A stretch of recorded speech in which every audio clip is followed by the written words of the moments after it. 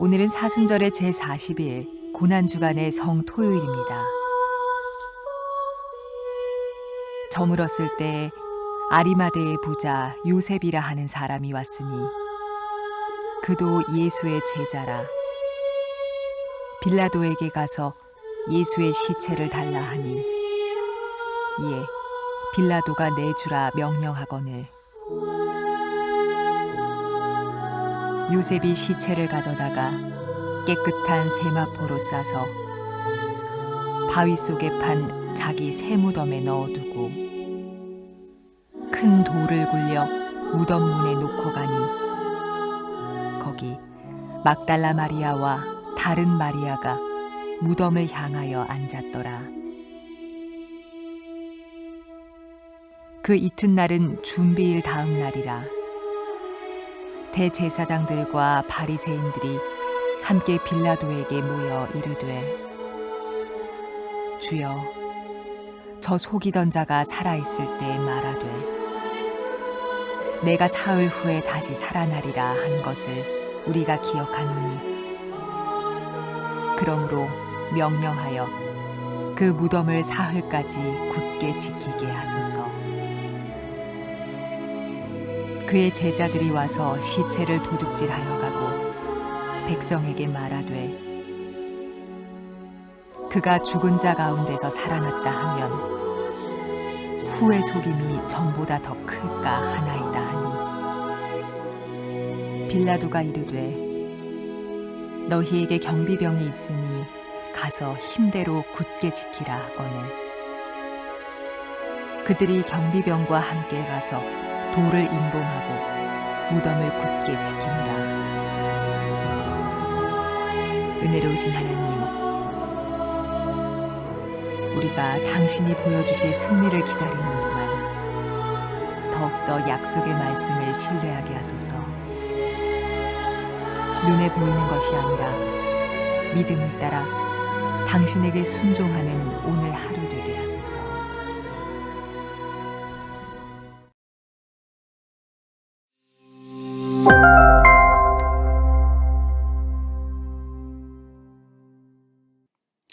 할렐루야.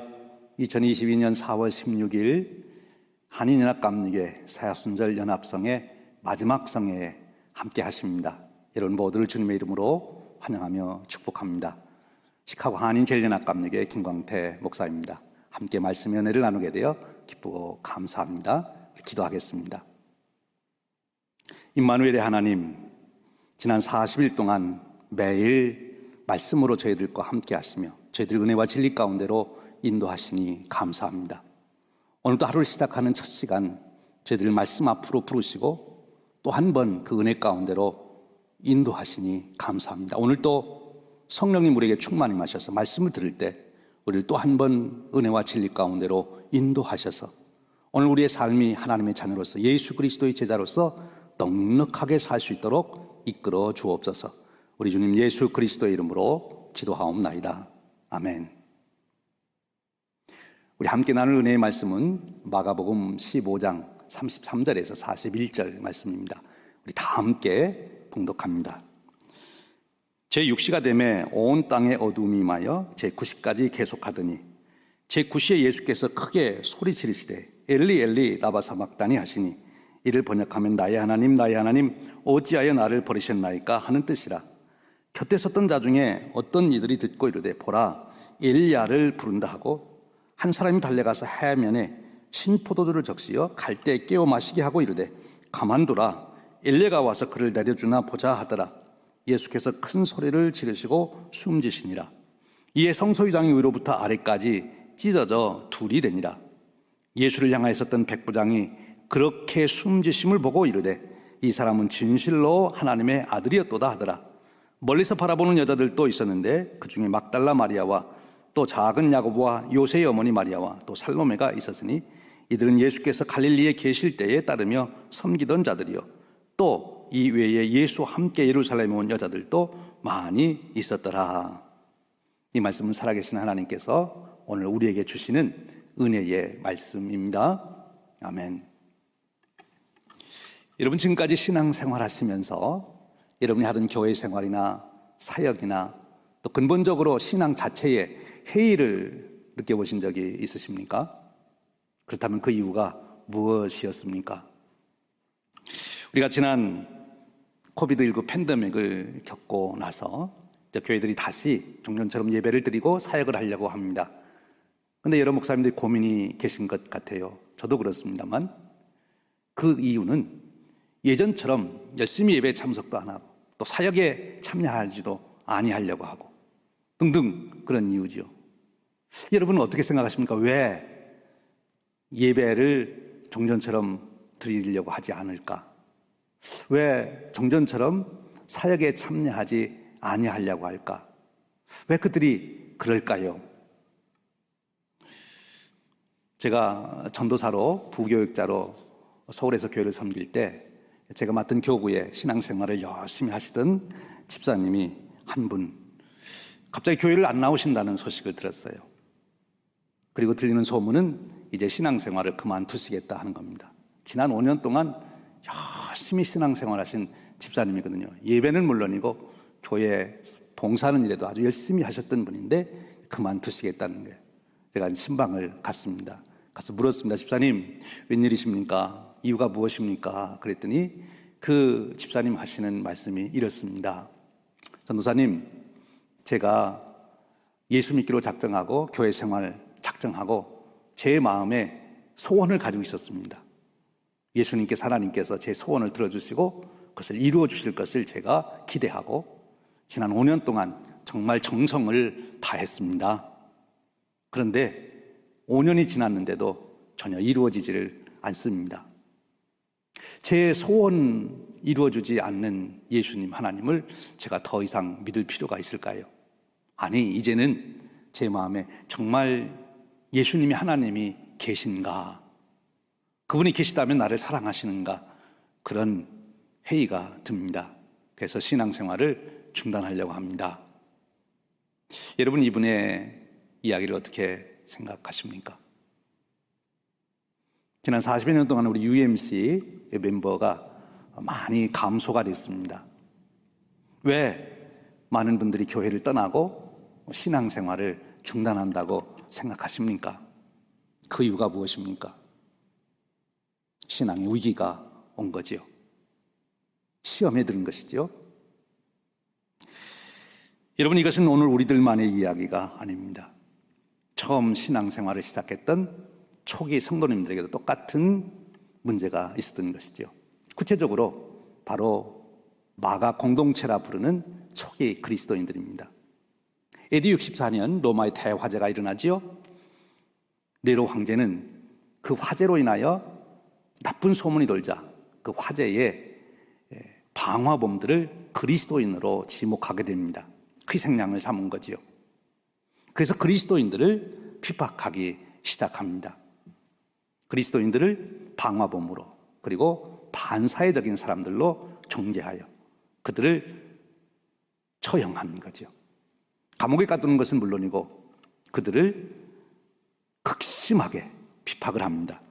당시 역사가인 타키투스는 연대기라고 하는 책에 이렇게 기록하고 있습니다.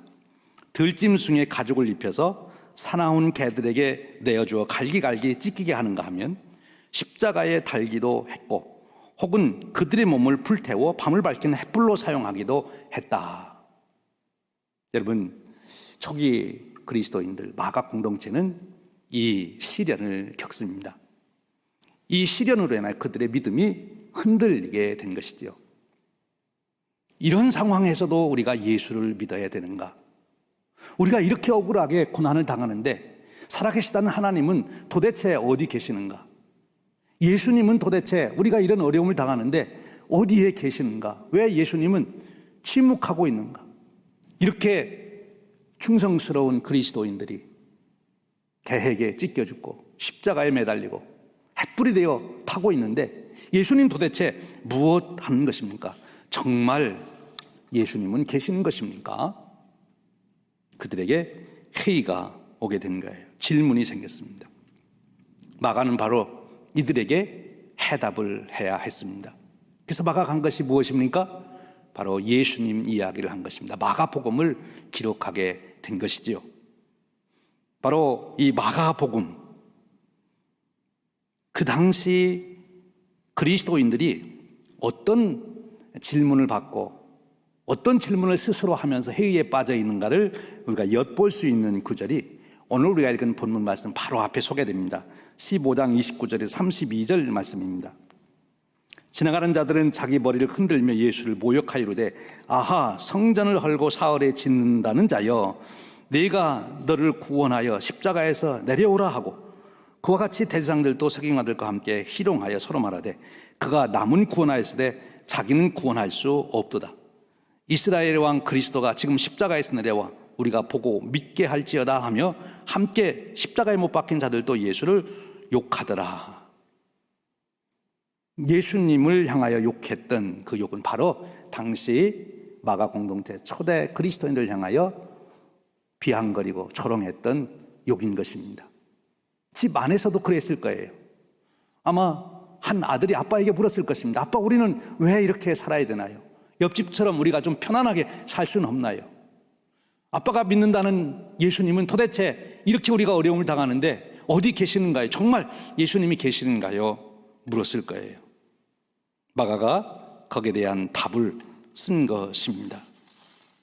여러분, 지난 39일 동안 우리는 마가의 안내를 따라서 예수님의 행적을 따라오고 예수님의 가르침을 들어왔습니다. 그런데 오늘 마가는 우리를 바로 예수님을 우리에게 소개하는 현장, 그 절정의 현장에 우리를 안내합니다.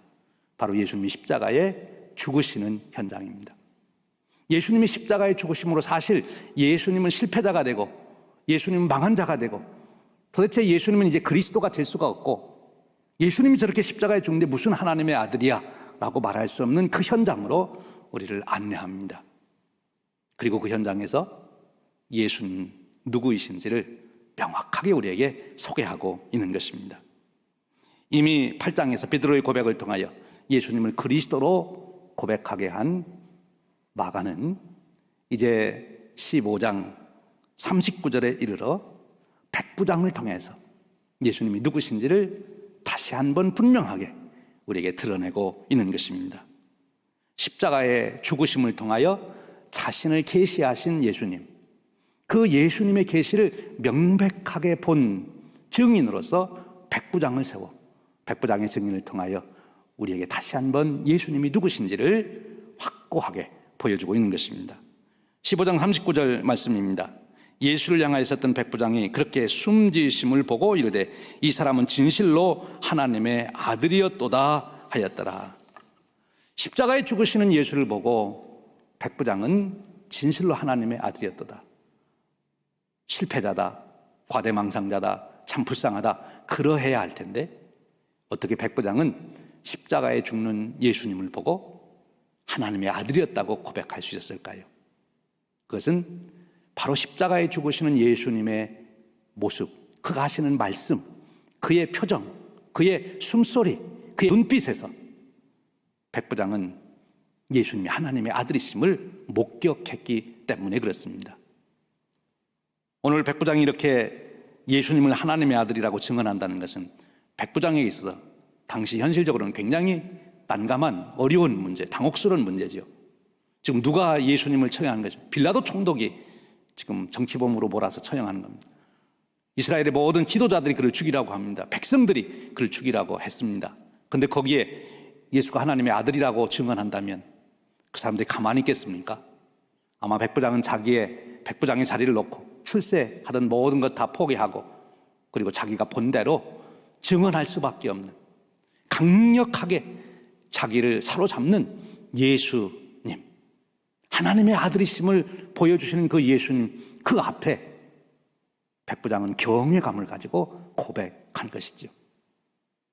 여러분, 우리가 이 백부장이 그 후에 어떻게 살아갔을 것이냐 하는 것은 넉넉히 짐작할 수 있는데요, 마태마가, 누가, 공관복음서는 예수님의 십자가 사건을 아주 면밀하게 기록합니다. 그런데 누가 그렇게 예수님의 십자가의 사건, 예수님의 가상칠언이라든지 예수님이 십자가에 죽어가는 모습을 기록할 수 있었을까요? 베드로가 그것을 보았나요? 아니면 그 당시 누가 그것을 그렇게 보고 기록할 수 있을까요? 제 생각에는 백부장의 증언입니다.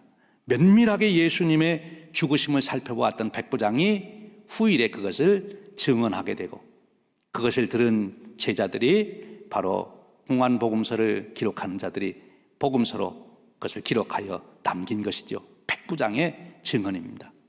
십자가에 계신 예수님을 면밀하게 살펴본 사람, 유일하게 백부장이었다는 거죠. 그런데 그 백부장은 바로 예수님을 살펴보면서 하나님의 아들 되심을 볼 수 있었어요. 놀라운 계시를 보게 된 것입니다. 놀라운 축복인 것이죠. 근데 여러분, 이 백부장은 어떻게 십자가에 계신 예수님 속에서 하나님의 아들 되심을 발견할 수 있었을까요? 오늘 우리가 읽은 성경 말씀에는 예수님이 십자가를 지실 때 많은 사람들이 거기 있었습니다. 뚜렷하게 백부장과 대조되는 두 부류의 사람들을 보게 됩니다. 35절 말씀입니다. 곁에 섰던 자 중 어떤 이들이 듣고 이르되 보라 엘리야를 부른다 하고, 이 곁에 섰던 사람들이에요. 곁에 서서 예수님을 바라본 거죠. 곁눈질로 본 거예요. 이 말은 선입견을 가지고 예수님을 보았다는 거예요. 그래서 엘리 엘리 라바 사박단이라고 예수님께서 외치실 때 엘리야를 부른다고 오해를 하지 않습니까? 자기들이 가지고 있는 선입 지식으로 예수님을 해석하는 거죠. 오늘도 많은 사람들이 자기 선입견을 가지고 자기 철학으로, 자기 과학적 지식으로 예수님을 해석하려고 합니다. 곁눈질하는 거지요. 그런 자들은 십자가에 달리신 예수님, 그 모습 속에서 하나님의 아들을 볼 수가 없어요. 처절하게 십자가에 패배하고 죽어간 한 인간만 볼 뿐입니다. 그런데 보십시오. 또 한 부류의 사람들이 있어요. 40절입니다. 멀리서 바라보는 여자들도 있었는데 그들 중에 막달라 마리아와 또 작은 야고보 요새의 어머니 마리아와 또 살로메가 있었으니, 여기 보니까 멀리서 바라보는 여자들입니다. 이들은 예수님을 사랑했던 자들입니다. 갈릴리에서부터 따라온 자, 예수님이 살아계실 때 충성하고 정말 정석한 예수님을 보필하던 사람들입니다. 오늘날 우리 교회 안에서도 정말 열심히 사역하고 열심히 선한 일을 하고 열심히 활동에 참여하고 정말 충성스럽게 일을 하지요. 앞에서 말씀드린 집사님처럼 정말 5년 동안 정성을 다하는 그런 일을 할 수가 있습니다. 그런데 이들의 약점은 멀리서 예수님을 보았다는 거예요. 멀리서 자기의 감정적인 일시적인 그런 것에만 그들이 매여 있었던 것이죠. 그들도 예수님의 실체를 볼 수 없었어요. 예수님이 하나님의 아들이심을 아직 이들은 보지 못하고 있는 것입니다. 오직 한 사람, 누굽니까? 백부장. 예수님의 십자가의 죽으심을 면밀하게 관찰했던 백부장. 오늘 말씀 표현해 보면 예수님이 예수를 향하여 섰던 백부장, 그렇게 표현하고 있지 않습니까? 그리고 그렇게 숨지심을 보고, 그렇게 숨지셨다는 것은 십자가에서 되어진 모든 과정을 백부장이 면밀하게 보았다는 거예요.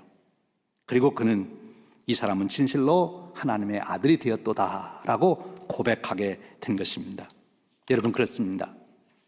우리가 정말 예수님을 바로 하려면 십자가에 달리신 예수님을 보아야 되는 것이고, 십자가에 달리신 예수님 속에서 하나님의 아들 되심을 우리가 발견하려면 십자가에서 예수님께서 하신 모든 말씀, 예수님의 숨소리, 표정, 눈빛까지도 우리가 봐야 한다는 것이죠. 그럴 때 우리는 예수님, 바로 십자가에 달리신 예수님 속에 하나님의 아들 되심을 고백하게 되고, 그분이 하나님의 아들이시라면 그분이 그리스도이신 것은 당연한 것입니다. 바로 오늘 마가 공동체는 이 백부장의 증언을 통해서 다시 한번 믿음을 견고히 붙들게 됩니다. 그리고 그 무서운 박해를 다 이겨내게 되는 것이죠.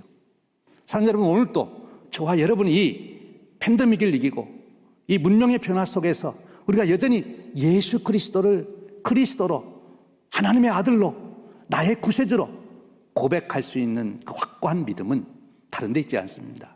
십자가에 죽어가시는 예수님을 면밀하게 살펴보는 것이지요. 한 방법을 소개한다면 그 예수님을 살펴보기 위해서 예수님이 십자가에 하신 말씀을 면밀하게 묵상하는 것입니다. 예수님이 십자가에 달리신 모습을, 또 달려서 진행되는 일들을 예언된 말씀과 함께 맞추어 보는 것이지요. 예수님을 깊이 묵상하는 거예요.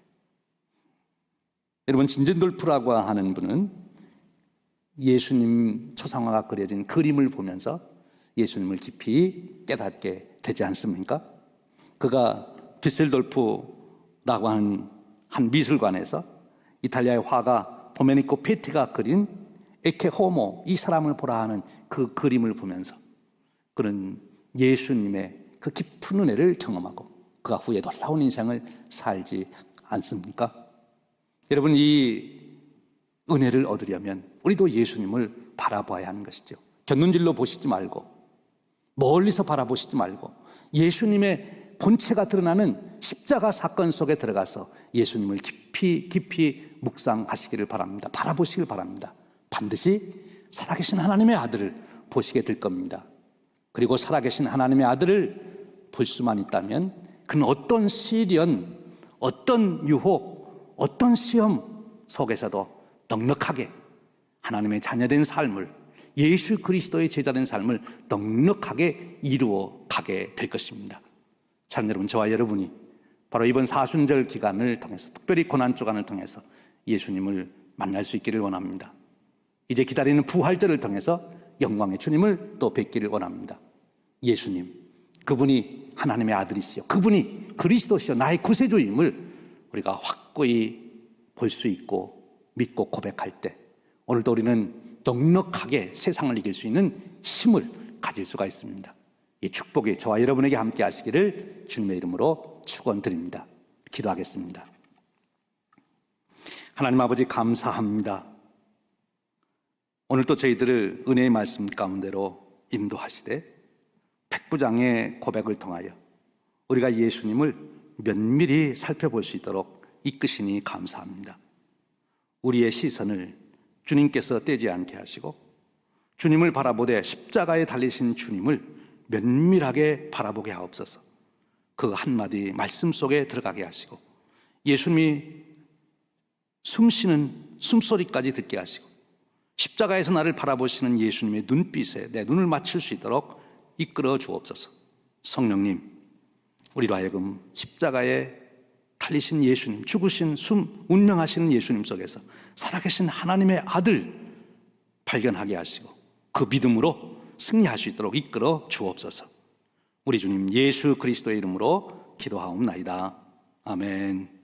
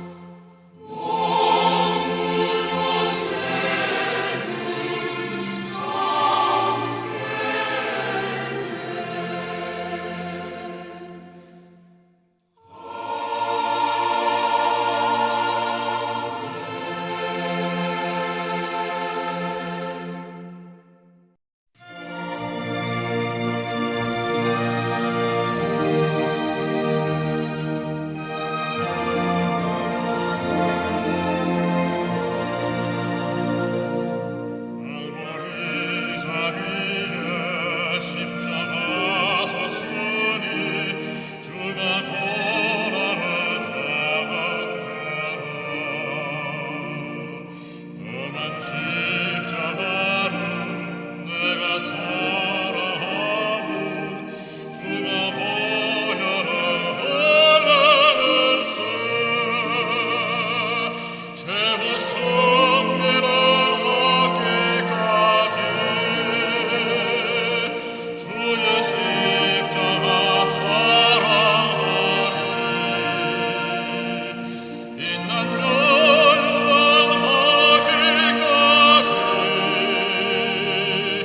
험한 십자가 붙들겠네.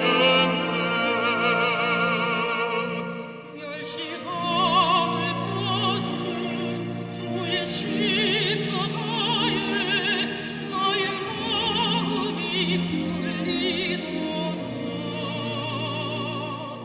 귀한 어린 양이 영광 다 버리고 험한 십자가 지셨도다. 최후 승리를 얻기까지 주의 십자가 사랑하리. 빛난 멸류관 나기까지 험한 십자가 붙들겠네.